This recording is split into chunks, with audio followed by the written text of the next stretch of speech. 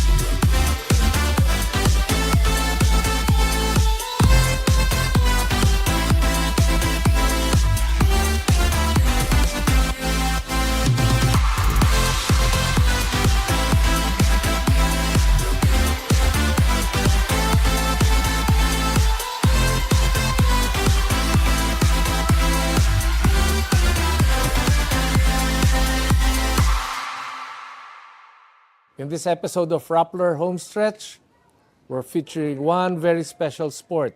It's a sport wherein you have to see it to believe it. Behind the glamour and glitz is a wonderful sport called dance sport.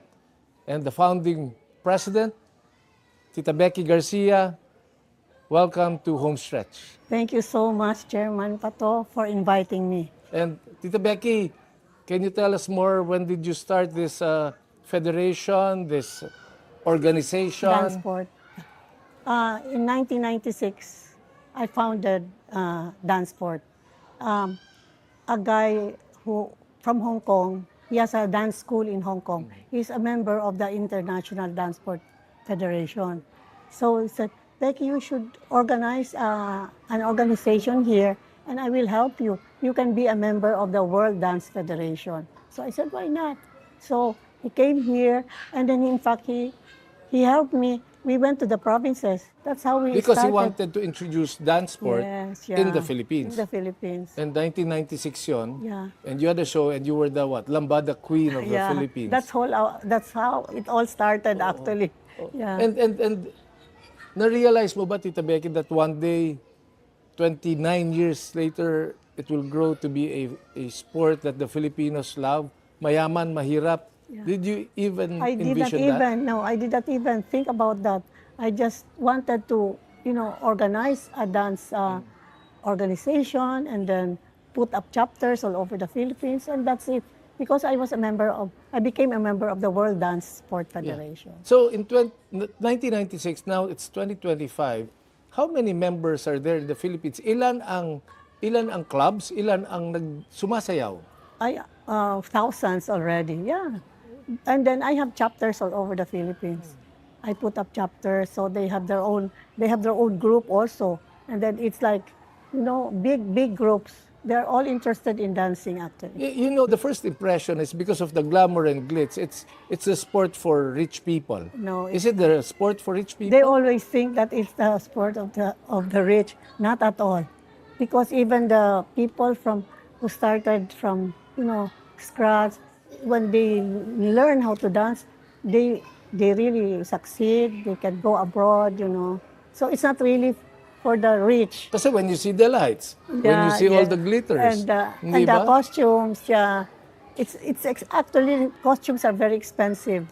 So how can they afford that, Tita Becky? Sometimes they have sponsors, There are a lot of people, people who are... Who make pahiram, they borrow. Yes. It's funny, in one competition, they even borrow shoes. The kids, when they're competing, naghihiraman pa ng shoes. Is dance sport an advocacy? Do you treat it as an advocacy or you treat it as a hobby? When you started this, what was it? I think it's an advocacy because I wanted to raise also the standard, the quality of life because I've seen them, like as I told you, yung mga sorbiteros sa Pampanga, they were interested because let's face it, the Filipinos are really inborn. They have inborn talent in dancing. It's natural for them. All of this, the young boys and girls, they start at what, 5, 6 years old? 5 years old, 6 years old, yeah. I've always been saying, Tita Beck, ever since, I've been saying, sports is a great equalizer. Yeah. For me, sports is a great equalizer. But ang realization ko ngayon, I think dance sport is the greatest sports equalizer. Kasi everybody loves to, it's a nice, dancing is really nice. It's enjoyable, it keeps you young. And then when you dance, there is bonding also. Yeah, tsaka walang matangkad, walang maliit. Yeah, yes, yeah. Di ba? Meaning, walang mataba, walang if you dance well and yeah. and you it is your passion, nobody will stop you, di ba? No, Di ba? yeah. Pero sa akin, why is dance now a sport? What is the reason behind that? First, it's called ballroom dancing. Ballroom dancing. Yeah. Now it became dance sport. Oo. Ako in observing the participants, may suspecha ako eh. Because you dance 5 routines and that's 7.5 minutes. Yeah. And I see them perspire. I see them Stamina and all the that stamina, stuff. the Yeah. endurance. And yet you have to smile and you have to pretend that when you make a mistake, parang walang nangyari. Hindi ba? And Tita Becky is not just a dance sport enthusiast and president. You are a sports person. You've been in Philippine sports for the longest time. What is your message to Philippine sports and to dance sport in particular? My dream lang, as I told you, I want dance sport to be the national sport of the Philippines. That is your dream. Yeah, that's my dream. That is your dream. If dance sport can be the national sport, what is the national sport in the Philippines? Yes. For the young kids, the parents who support these kids, what is your message? They should cooperate because some parents will not allow their kids to go to, if they're not, if they're not interested, they will not let their children, no, wag na dyan, mahal yan or what. So you have also to, encourage the parents. You have to talk to the parents. And wag mong pigilan. Yeah, exactly. Hindi ba? Yeah. Kasi ano yun eh. And what is good is that the parents now cooperate. Oh, that's good. They come That's with good. us. They go to competitions, That's good. So you see all the parents here. Oh yes, the young boys playing, Yeah. tapos tinitingnan ko yung Yeah, magulang oo, nasa taas. yeah. And sabi ko, unbelievable. Thank you for your passion. Thank you for your love for dance Thank sport you so in the much Philippines. for, Thank you for your contribution to Philippine sports. Thank you for your support.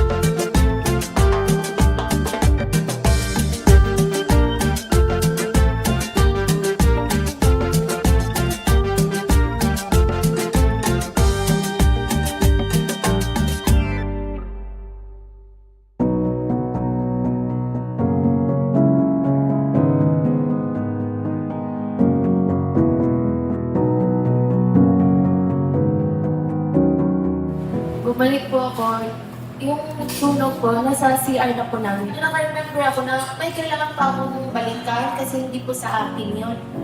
Bumalik ako kahit nasa CR na po yung sunog, parang kunin lang po yung costume. Because it was a borrowed costume.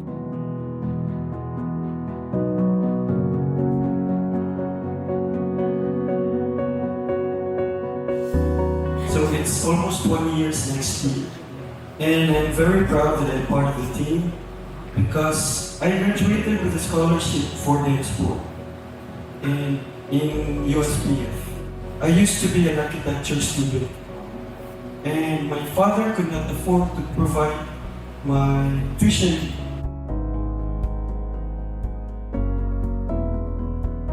Nakita sa imo, ma'am, na kay Kwan, ma'am, cancer, ma'am, stage 3.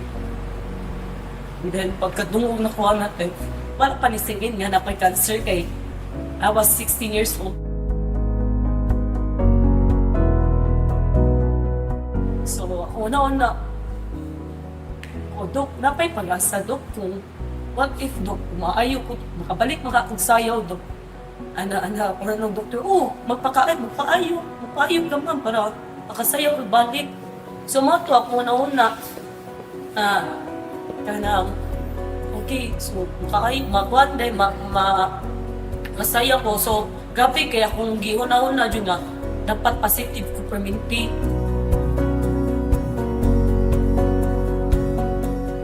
Talagang pinursige ko yung sarili ko, hindi, dapat pupunta ako sa studio kasi gusto ko ma-part ng team. Kasi alam ko po yung purpose ng team and I was one of the youngest head dance teacher in the team. After a year, I became a head dance teacher in our barangay, teaching a lot of kids in our barangay. And also in Barangay Bisan. It's a mountain barangay. 25 years ago, I was assigned in Cebu City to work as a general manager. And I met two young, lovely couple. And their names, Edward and Eleanor Hayco. And today, our paths meet again, but they still do the same thing. That is dance sport. Dance sport in the grassroots level. Welcome, Ed. Welcome, Eleanor.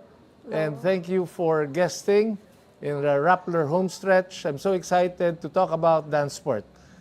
We are more excited than you are because this is like a reunion of old friends. We basically haven't seen you and we missed you for the last 20 years. Because Since we started dance sport. when you left Cebu, there were a lot of broken hearts. Not love life. You have to clarify that. I'll clarify. You left a vacuum in Cebu. And now, I hope and I'm sure you'll fill it up again.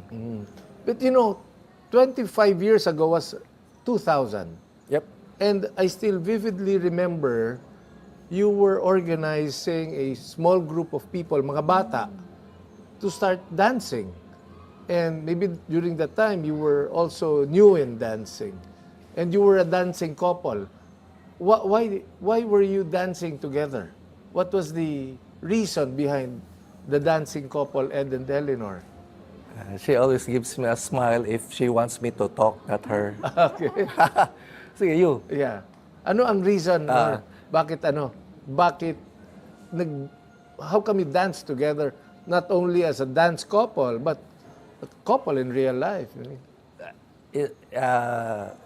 Context, flashback, 1991, I was president of Rotary Club of Cebu East, maybe one of the youngest. And we were required to lead the governor's ball, to usher in, welcome the governor through a dance. So we had to learn the ballroom, not disco, a ballroom. Na nakatuksido, yeah. Yes, nakagaw. nakagaw. Waltz and all of that thing, no? Correct? Yes. And So you had to learn. So we enrolled. You enrolled We enrolled in a dance studio. because For of that dance lesson. responsibility. Yes. Diba? And that responsibility is until Now, 25 years later, is still irresponsibility. Irresponsibility. Hindi ba? Para bang now you have to teach young kids. And hindi naman kayo napilitan. For you, it's an advocacy, I believe. It is not just a hobby Yeah. anymore. Pero 25 years ago, hobby yan. Yeah, everything seems to be always pulling us into something we don't understand. We have no plans to turn it into an outreach program. We're not sure how where it Evolved. when it started, but we were going to the U.S. to train. We brought So, naging Loloy. serious na. Yeah, we brought Loloy, our head coach, Loloy Rendon, to Las Vegas. We brought him to Blackpool, England, to Germany for training. For training. He was your coach or he was the Coach. director of the program? Our coach, because medyo mahina ang... Matagal kami mag-learn. So, dinala namin siya. Oh, ikaw matuto, sasama-sama kami. Pag uwi natin, turuan mo kami. Yan, So, that's how it started. 25 years ago, you started Dancesport Cebu. Yeah. And Yes. from the time you started dancing because it was a requirement as president of the Rotary, and until now, ilan na ang bata na nag-adapt sa dance sport because of your advocacy and outreach program? How many thousands? More than 50,000. 50,000.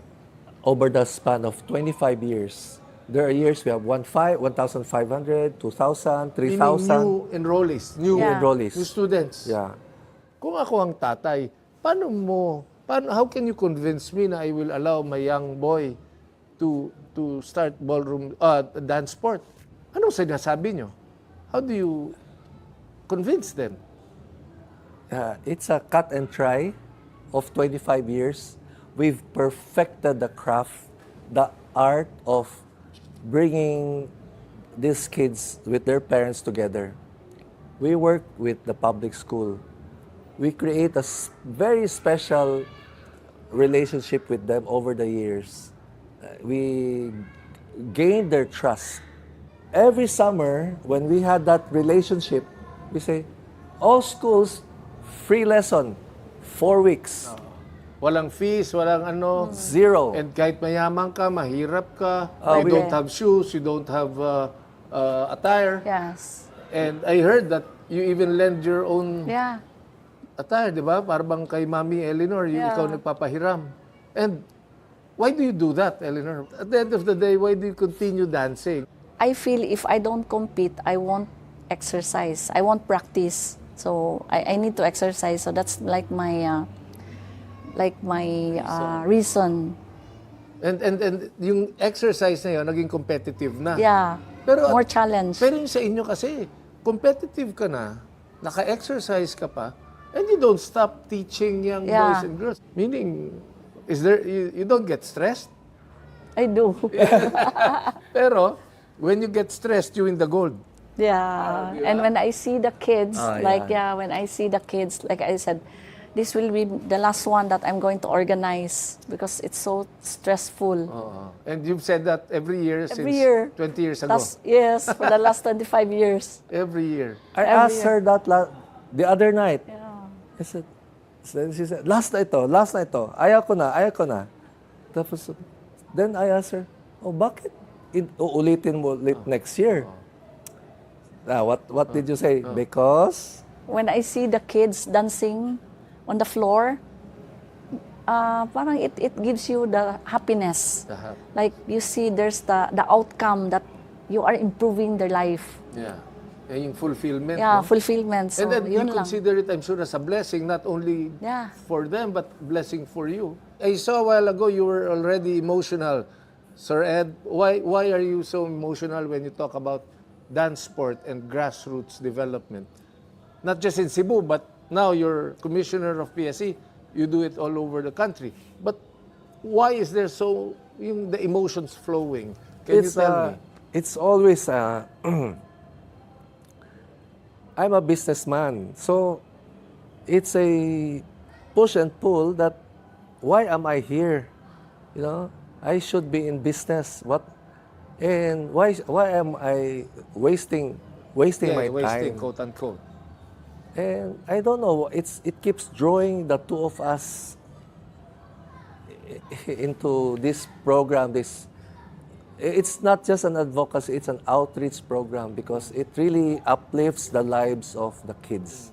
If I ask you, Ed, Eleanor, if I ask you, can you define what grassroots program mean? Grassroots is like an elephant.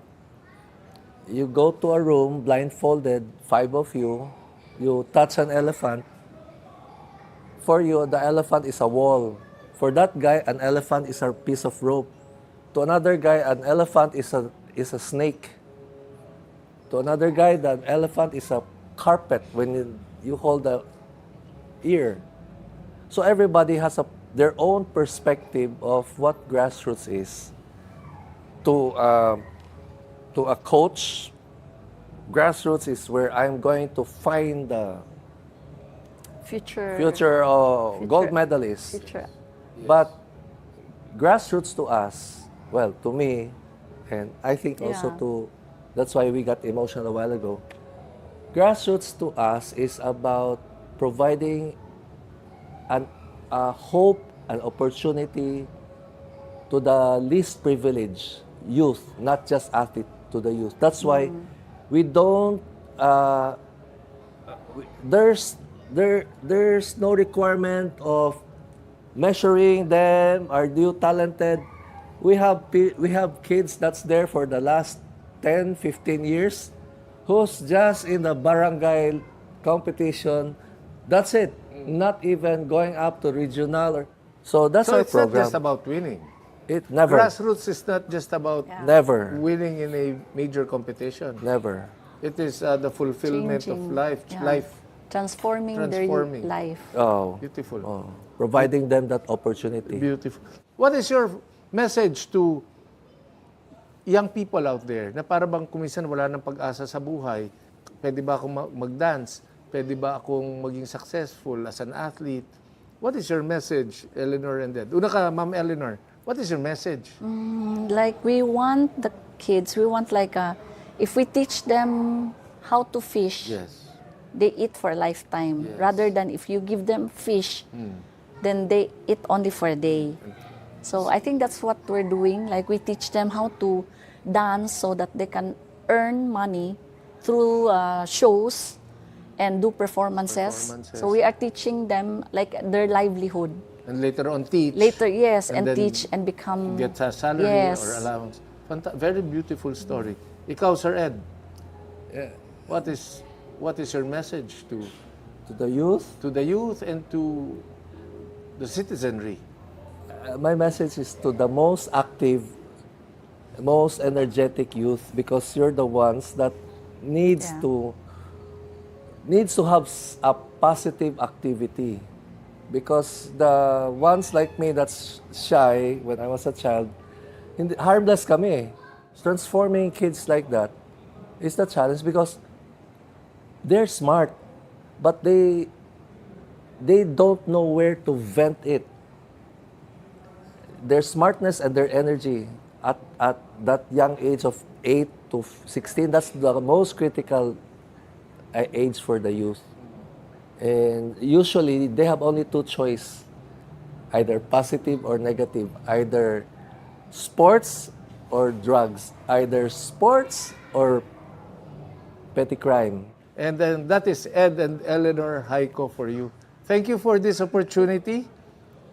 Please continue what you're doing. Thank you. Because you are God's gift to not only dancing, but to Cebu and to young kids. Dance is a vibrant art. It is also a discipline. I've known Becky, Ed, and Eleanor from way back, and I have seen them grow Dancesport in the most infertile conditions. From these efforts, a beautiful garden of driven, compassionate athletes has bloomed. Gratitude is a very powerful thing. Dancesport has made me realize that this is the nutrient that makes the grassroots thrive. This is a program that channels passion into gratitude and gratitude into service. It grows wider and stronger by digging deeper into the communities, into the barangays, into the pulsating heart of an urban city. It is gratitude that drives their courage and their commitment. And the result is grace, a blessing of beauty and kindness and shared smiles, hard-earned and hard-won, for the nation and for the world. This is Pató Gregorio. Thank you for joining me on another episode of Homestretch.